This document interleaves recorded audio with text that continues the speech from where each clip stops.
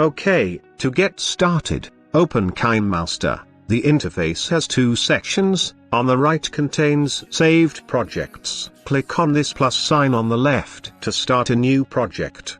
You can choose from 3 different aspect ratio. Choose any photo or video from the media browser.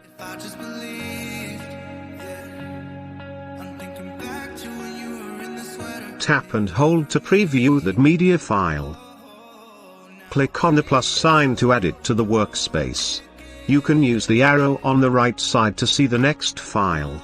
KINEMASTER does not support WebM format.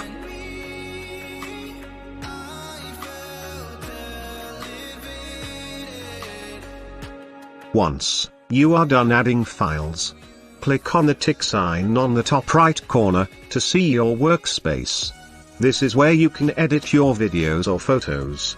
Now, to delete a media, tap a file and hit delete on the left side. Okay, now that's all for this video. Please subscribe my channel for more 1-minute KINEMASTER tutorial videos.